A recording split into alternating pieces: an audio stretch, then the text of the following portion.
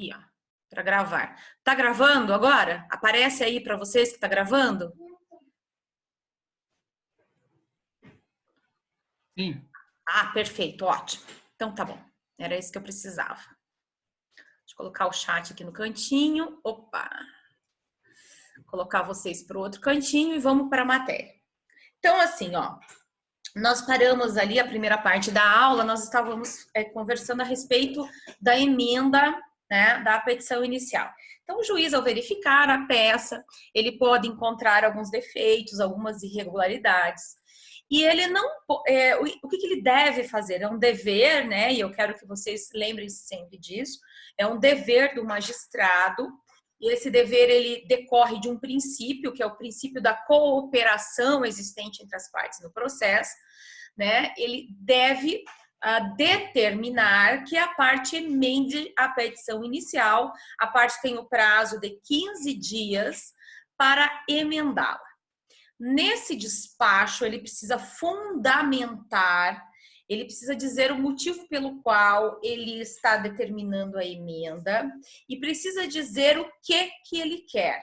Então, vamos imaginar que houve ali, para o juiz, há uma incorreção no valor da causa.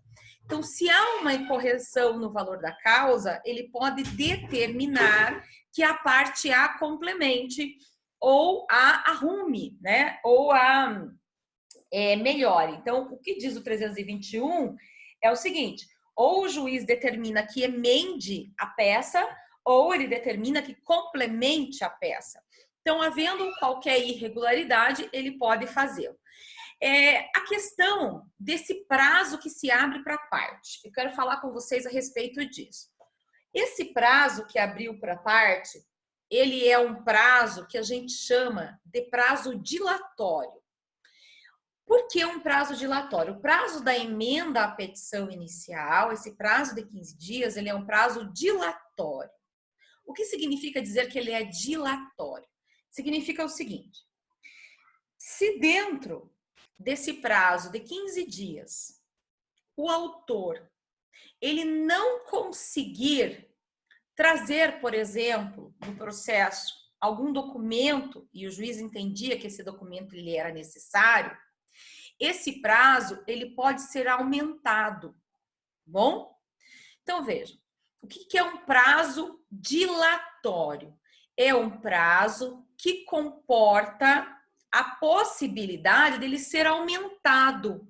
O juiz ele pode aumentar esse prazo.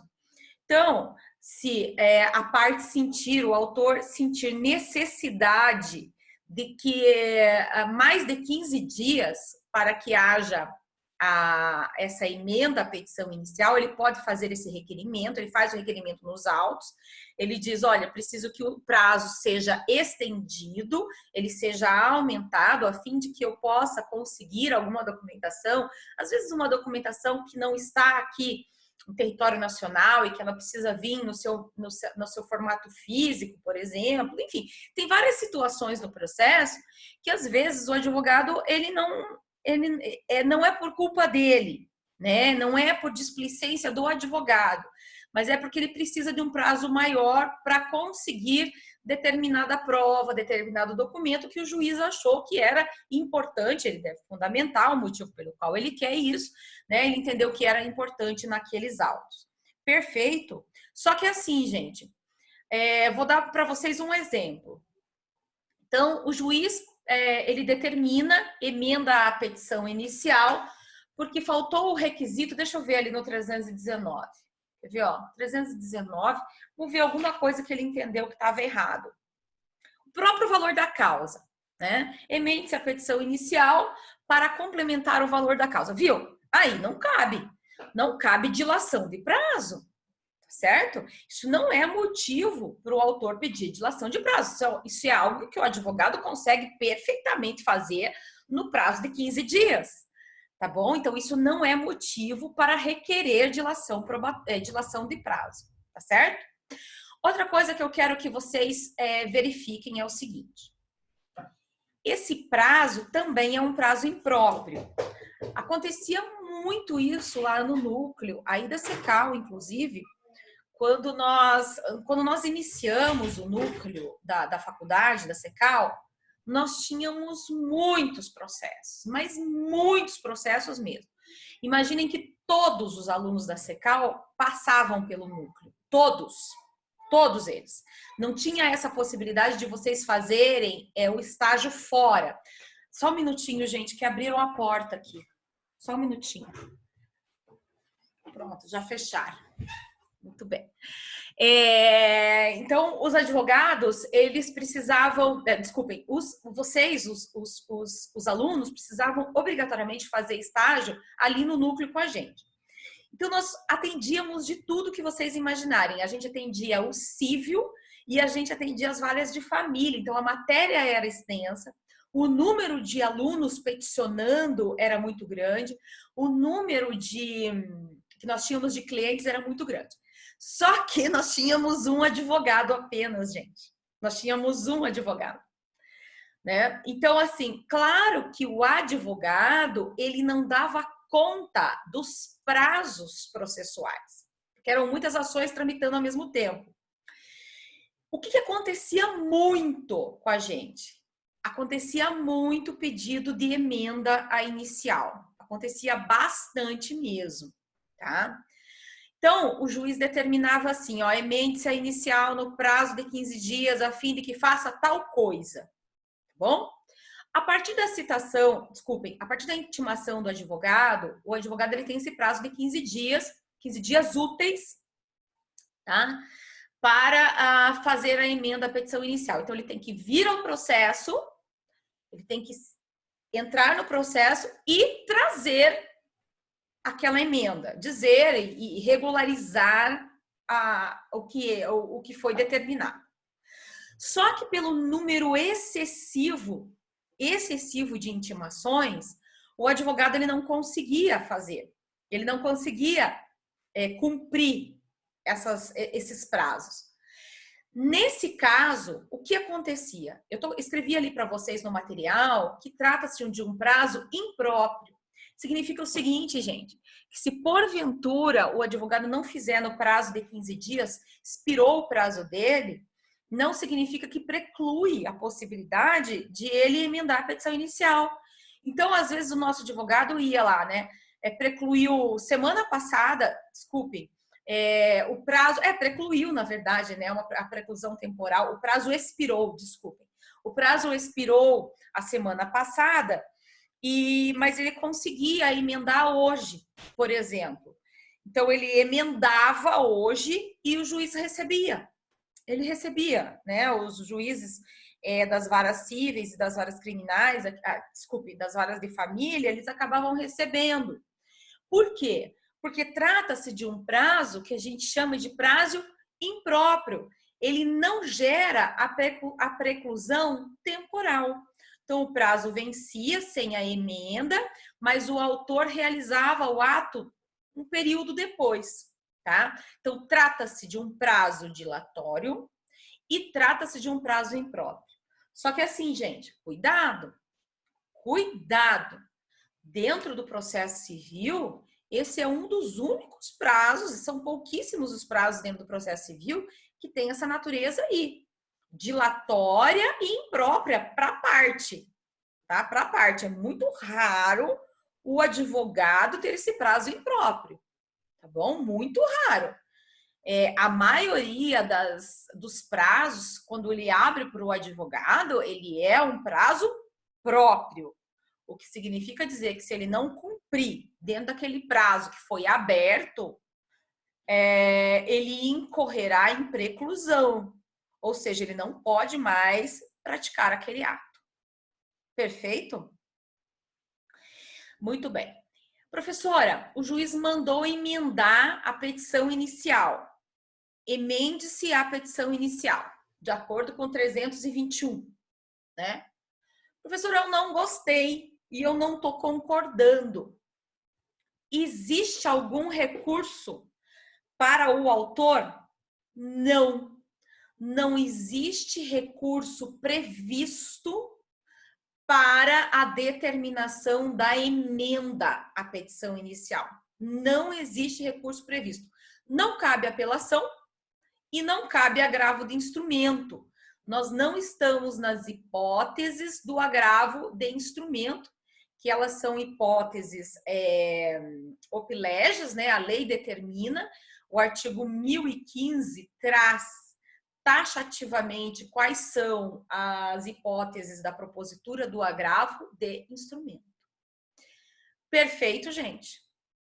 Perfeito, deem joinha, façam perguntas, se manifeste é feio, né? Se manifestem, porque a gente vai passar para uma outra fase aqui, tá? Que é essa daqui, ó. Vejam só.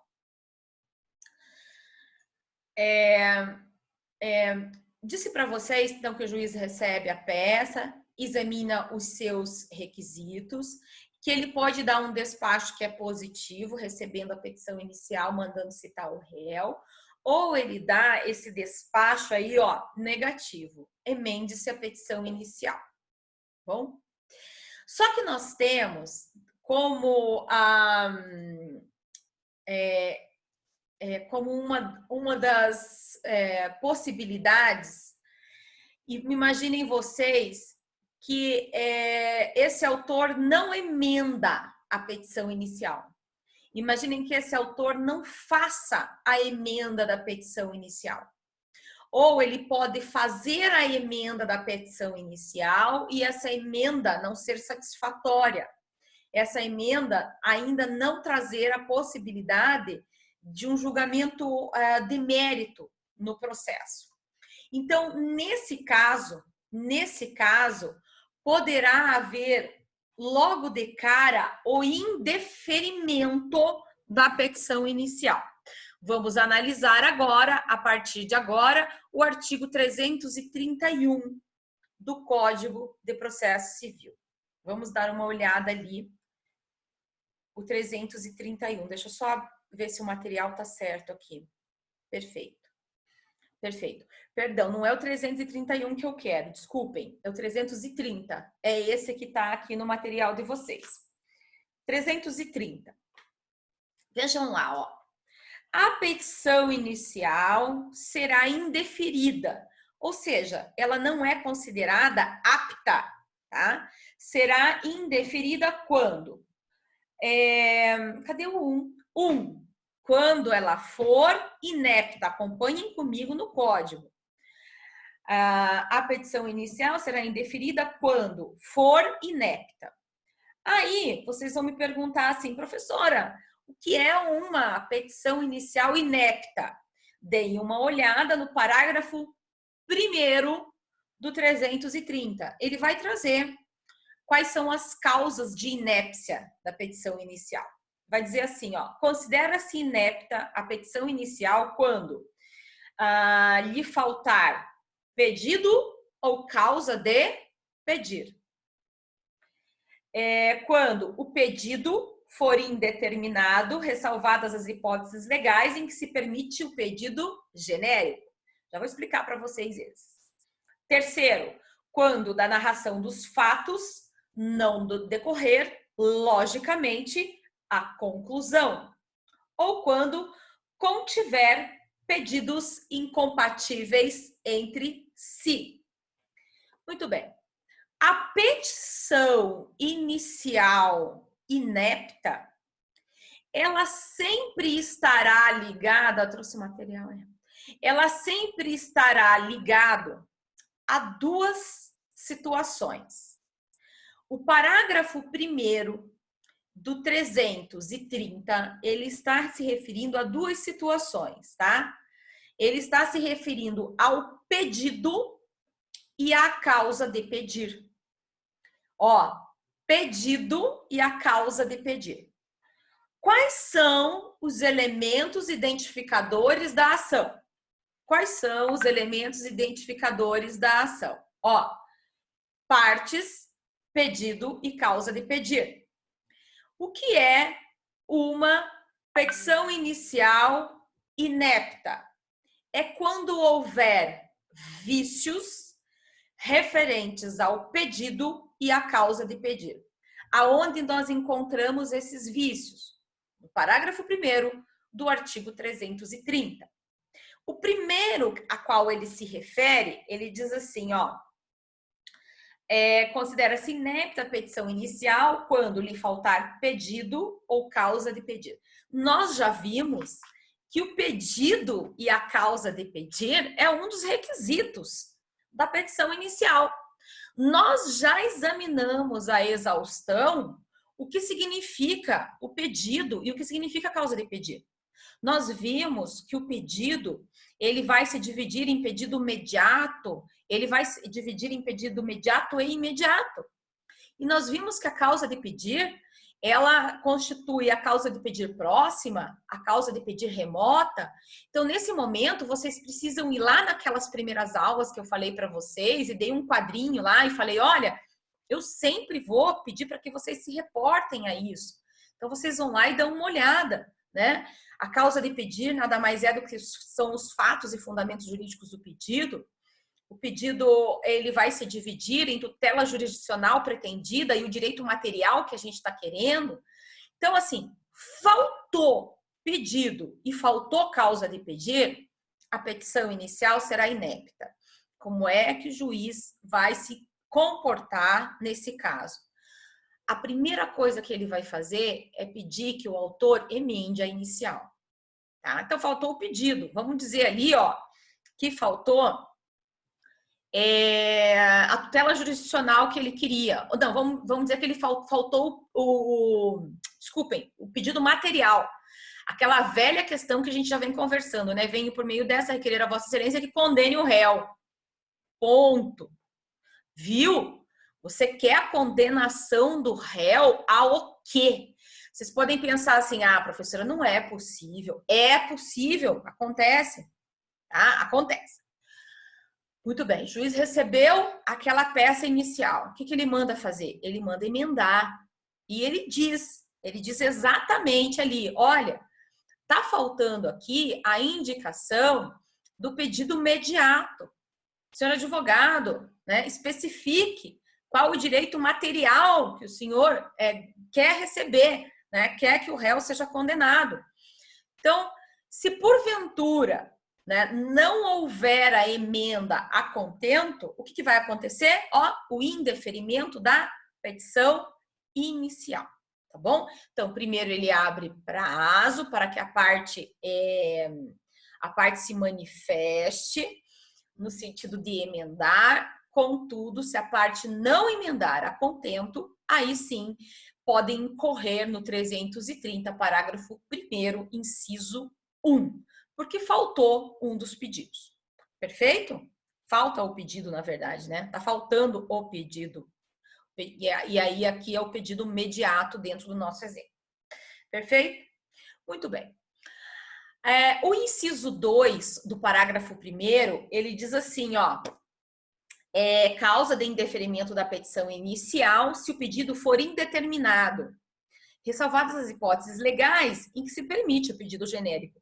É outra situação que a gente já viu, né? Que lá do 322, o que diz o pedido, o 322? Ele diz assim, ó, o pedido deve ser certo e determinado, ressalvadas as possibilidades de pedido genérico lá do 324. O 324 traz 3 possibilidades de pedido genérico. Então, assim, se o pedido não for certo e determinado, se o pedido for genérico e não é uma daquelas possibilidades de pedido genérico, e o juiz mandou emendar a petição inicial, o advogado não a emendou a contento, aí haverá a possibilidade de indeferimento da petição inicial. Perfeito? Terceira possibilidade de indeferimento por inépcia. Terceira possibilidade de indeferimento por inépcia. Se da narração dos fatos não decorrer, deixa eu ler aqui certinho como é que tá.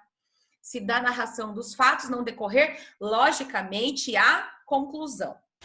Vejam, também é outra situação que não raro, o que acontece é o seguinte, a petição inicial, ela tem uma falta de logicidade narrativa. A narrativa desenvolvida, às vezes, pelo autor, ela não traz uma conclusão lógica.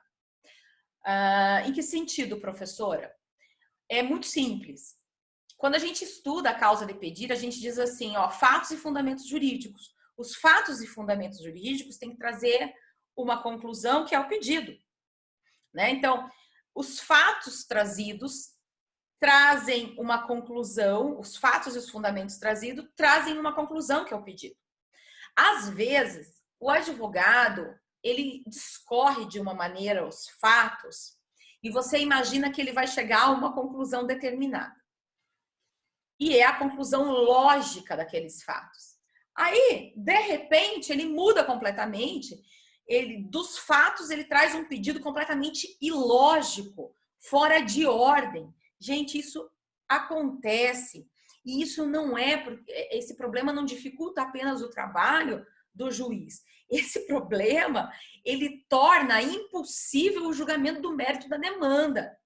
Torna impossível para o réu a possibilidade de contestar. O réu, ele vai ter ali uma peça, ele vai ler uma petição inicial que não traz nem a possibilidade de ele poder contestar. Então, deixa eu ver se eu trouxe algum exemplo aqui para vocês, ó. É mais ou menos quando... deixa eu ver aqui, ó. Enfim, não trouxe um exemplo específico dessa narrativa ilógica, mas o fato é que esse é um vício passível de ser sanado, obviamente, né? Então, eu recebo lá uma peça inicial e daí o réu está demonstrando ali, está dizendo, olha, a parte autora estava conduzindo seu veículo por determinada via, quando o réu ultrapassou o sinal vermelho, colidindo com a parte autora, o réu não parou para prestar os devidos socorros, a parte autora teve vários danos, inclusive danos físicos, desse acidente ela quebrou a perna, enfim, você traz todos esses fatos. Chega lá ao final, você pede, então, que o juiz constitua ou declare que foi... Olha o que eu posso pedir. Que o juiz declare que foi o réu que deu causa ao ato ilícito. Veja, eu venho falando de vários danos que foram sofridos pela parte autora. Eu chego lá no fim, eu peço apenas que o réu declare que o juiz declare que o réu deu causa ao ato ilícito. Se eu fizer isso, eu não estou tendo capacidade técnica. Está me faltando capacidade técnica nessa peça inicial para fazer os pedidos que eu preciso fazer para o autor. Quais são os pedidos? Tudo bem, senhor juiz, o senhor declara que foi o réu que deu causa ao ato ilícito, mas o senhor também declare aí, por favor, né? Na verdade, o senhor condene o réu também ao pagamento de todos os danos que ele causou. Então, vejam, eu trago alguns fatos e venho ali no final e trago uma conclusão ilógica, né? Faltando ali... você está demonstrando, enquanto advogado, que te falta capacidade técnica, né, para peticionar. Inclusive, gente, isso no crime, o juiz de ofício no criminal, ele pode determinar que o réu está indefeso, na verdade, né, que o réu não possui assistência técnica, como é que eles falam lá no crime? Que o réu não possui uma assistência técnica hábil. Aí ele pode, o juiz no crime, isso no civil não pode, tá? Mas no crime ele já pode desconstituir o advogado da parte, o advogado do réu, porque o réu encontra-se indefeso. Tá? E já pode oficiar a ordem, inclusive, para que a ordem instaure processo administrativo contra esse advogado. Então, é bastante grave isso, tá? Porque o Estatuto da Ordem dos Advogados, quando vocês forem estudar, vocês verão que a incapacidade técnica do advogado constitui uma das possibilidades de instauração de processo disciplinar contra esse advogado. Bom, então, se da narração dos fatos não constituir logicidade, então, indeferimento da petição inicial poderá haver. E, por fim, o último que nós vamos analisar hoje, né, no 300 e... Deixa eu ler lá, pera lá. Cadê o indeferimento da petição inicial? Gente, viajei aqui na minha cabeça agora. Aqui, 330, né? Parágrafo 1º. O último do 330, parágrafo 1º, então considera-se inépcia também a petição inicial quando contiver pedidos incompatíveis entre si. Pedidos incompatíveis são pedidos que se auto-excluem. Se auto-excluem. Aqui vocês vão precisar lembrar daquela questão dos pedidos cumulados. Lembram? A gente viu o pedido, ele poderá ser cumulado próprio, cumulação própria, é quando eu quero duas coisas, e a acumulação imprópria é quando eu quero uma coisa ou outra. Cumulação própria, eu quero que o juiz me dê os dois. Cumulação imprópria, eu quero que o juiz me dê um ou outro. Na acumulação imprópria, a gente viu que há a possibilidade, né, de que seja alternativo, lembram? Alternativo ou subsidiário. Perfeito? Muito bem. Eu trouxe um exemplo. Aqui, esse eu fiz um exemplo para vocês aqui. Vocês podem acompanhar no material que está aí na tela de vocês. Ó. Na ação de anulação de contrato, esse é um exemplo, tá? É acumulado com inadimplemento contratual. Vejam, gente. O que eu tô querendo nessa ação? Ó, o que eu tô querendo nessa ação? Ação de nulidade de contrato cumulado com a inadimplemento contratual. Ó, cumulado com inadimplemento contratual. O primeiro pedido que eu faço é de nulidade absoluta do contrato. Eu quero que o juiz declare que o contrato ele é nulo. Falta ali um dos requisitos do negócio jurídico. Falta ali, por exemplo, o objeto ele não é lícito, não é possível, as partes não são devidamente, não são partes, como é que é? Agora, até eu esqueci agora os requisitos de validade do negócio jurídico. Partes, objeto lícito, partes, o que a gente? Me lembrem, partes, tem uma palavrinha aí, quando a gente quer dizer que as partes são partes capazes, aí, professora, partes capazes, objeto lícito e possível. Meu Deus, estou esquecendo. Por que eu estou esquecendo? Me lembrem, gente. Vocês estão aí ou não estão? Me lembrem. Ó, matéria da professora Mariana. Matéria da professora Mariana, semestre passado, ó. Partes capazes, objeto lícito e possível, forma prescrita ou não defesa em lei e vontade manifesta das partes. Ó, 4. Se não é a minha memória de vocês também, hein? Não serve para nada. Bom, mas vamos lá. Ó, pedidos incompatíveis entre si. Vamos no exemplo. Por que eu precisei lembrar disso? Ação de nulidade de contrato. O primeiro pedido é pela nulidade absoluta do contrato em razão da incapacidade absoluta da parte. Olha lá, requisito de validade. Né? Estamos ali no plano de validade dos negócios jurídicos. A parte, por exemplo, se ela é incapaz absolutamente, então ele foi um menor que fez o contrato, então ele tem incapacidade absoluta de realizar aquele contrato.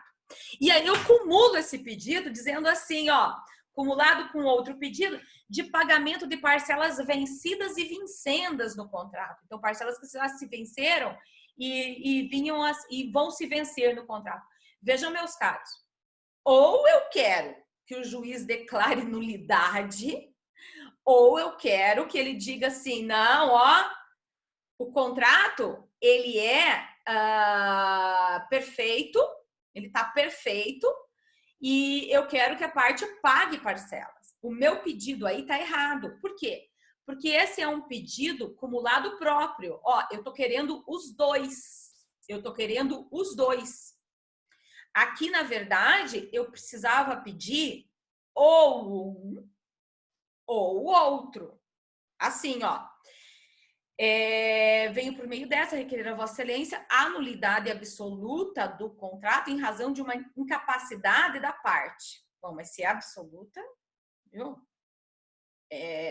Causa de nulidade, não tem o que ver, né? Não tem nem como você regularizar essa situação. Ou, não é acumulado com, não, é ou, se assim não entender Vossa Excelência, que a parte contrária, o réu, seja condenado ao pagamento de parcelas vencidas e vincendas do contrato. Tá? Pedir dessa maneira, pedir aqui uma acumulação própria, isso daria para nós, isso dá a entender que o pedido, os dois pedidos que foram feitos, eles são incompatíveis. Um é incompatível com o outro. Eu não posso querer as duas coisas. Aqui, ou eu quero uma coisa, ou eu quero outra. Perfeito, pessoal? Isso ou essas são as possibilidades de indeferimento da petição inicial, tá? Indeferimento da petição inicial por inépcia da inicial. Então, o 330, ele diz que haverá o indeferimento quando, inciso 1, for inepta a petição inicial. Quais são as causas de inépcia da petição inicial? São todas as causas do parágrafo 1º do artigo 330, e essas causas estão relacionadas a dois elementos identificadores da ação. Quais são? Pedido e causa de pedir. Se da narração dos fatos não for possível... Desculpem, vamos começar do começo. Faltou o pedido, faltou causa de pedir, causa de inépcia da petição inicial. Se da narração dos fatos, olha lá, causa de pedir, fato, causa de pedir, né? Se da narração dos fatos não surtir logicidade na consequência do pedido, inépcia da petição inicial. Se porventura os pedidos forem incompatíveis entre si, inépcia da petição inicial. Perfeito, gente? Perfeito? Eu preciso que vocês falem comigo agora. Sim, professora. Não, professora Cleide mandou assim. Adoro quando tem alguém me ouvindo. A Vivi mandou assim. A Lari mandou assim. O João tá quase se manifestando. O Jean ele foi dormir. O João falou sim. Ah, o Jean deu tchau. Muito bem, Jean. A Suelen, quer ver? Ó, a Suelen, vou pegar ela no flagrante delito. Ó. A Suelen não falou nada. Quer ver? A gente esperando a Suelen, quer ver? Ou ela tá procurando o emoji. A Tamires falou também? Tamires também não falou. A Suelen e a Tamires não estão aqui. Tô pegando vocês, viu? Eu vou começar a fazer perguntas individuais. Ó, o Jean já até mostrou a cara para mostrar que tá aqui. Então tá bom, gente. Tô sim, prof. Eu respondi lá no bate-papo. O que foi? Eu respondi lá no bate-papo. Você respondeu lá? Ih, Tamires, não tá aberta aqui. Eu tenho um problema ainda com o Zoom aí. Deixa eu ver. Ah, que bom. A Tamires estava ligada em mim. Mas a Suelen, ó. Cadê a Suelen? A Suelen. Ela respondeu lá também. Respondeu lá também? Ah, então tá. Então, ó. Então agora eu gostei. Agora sim, amor por vocês, viu? Vocês ficaram até o final. Heróis da resistência, tá? Viu, gente? É o seguinte. Eu vou mandar esse material, eu vou fazer um material melhor aqui para vocês. Esse aqui não era... Eu não consegui preparar, na verdade. Eu vou mandar o material, vou fazer um material melhorzinho com relação ao indeferimento da petição inicial. E vou também mandar aquela atividade que ela, ainda para a Lari que fez, né? Mas eu vou mandar ela certinho, relacionada ao valor da causa certinho, tá? E pedido. E daí tentem resolver. Na terça-feira a gente volta. Mas se vocês tiverem alguma dúvida, podem falar comigo lá no grupo. Ou também podem falar comigo no privado, né? E essa aula eu vou mandar também lá para o canal, lá para vocês poderem acessar, o pessoal que não participou também poder acessar, tá bom? Um beijo, gente. Fiquem com Deus, tá? Fiquem com Deus. Tchau. Até mais.